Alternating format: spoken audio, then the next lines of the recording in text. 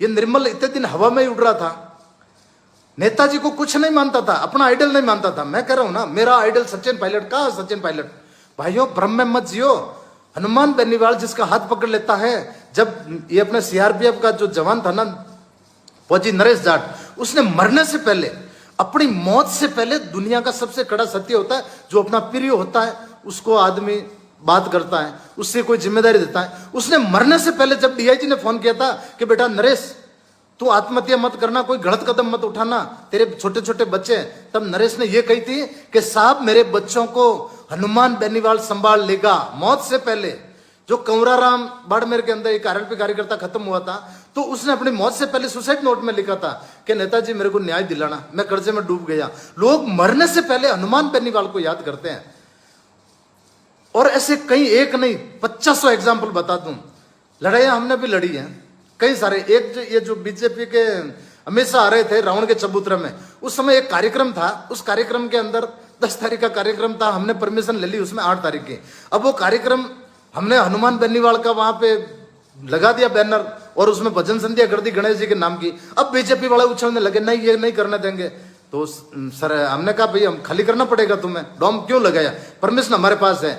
केंद्रीय मंत्री से लेकर कई सारे नेता हनुमान जी के पास फोन करने लग गए, सतीश पुनिया से, साहब हमें बचा लो, ये खाली मत करो, ऐसे मत करो। तुम जब जरूरत पड़ती है तब गिड़गिड़ाने लग जाते हो।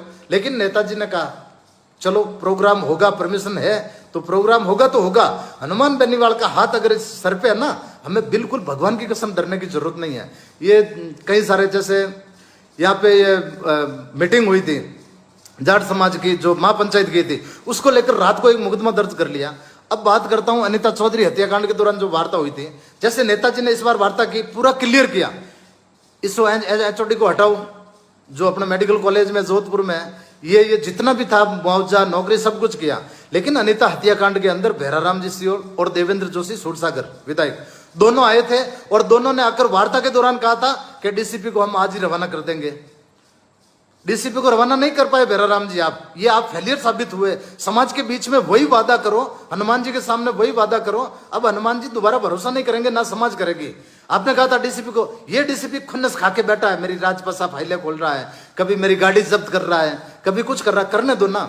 मेरी गाड़ी को सरदारपुरा के अंदर 38 में जब्त किया था, लेकिन तेजाजी महाराज की कसम अभी तक मैंने नेताजी को नहीं बताया कि मेरी गाड़ी को, मैं देखता हूँ, रख भाई तू, कोई नहीं, गाड़ी है, छुड़ा लेंगे, कोर्ट से छुड़ा लेंगे, लेकिन देखते तो है ना, मेरी फॉर्च्यूनर है, मेरे पास स्कॉर्पियो पड़ी है, कोई दिक्कत नहीं है भाई। लड़ाइयाँ लड़नी पड़ेगी अपने दम पे, लेकिन हम भोले भाले हैं। लेकिन भैराराम जी ने दूसरा ये काम किया था, जो राजेंद्र चौधरी अरना चरना के अंदर जब महापंचायत थी, तो वहां पर जाकर उसने बकवास की थी कि तो लूरा इकट्ठी होगी, समाज को कहीं भलो करी। मतलब नेताजी के समर्थक और जाट समाज को यह कहा था कि लूरा इकट्ठी होगी।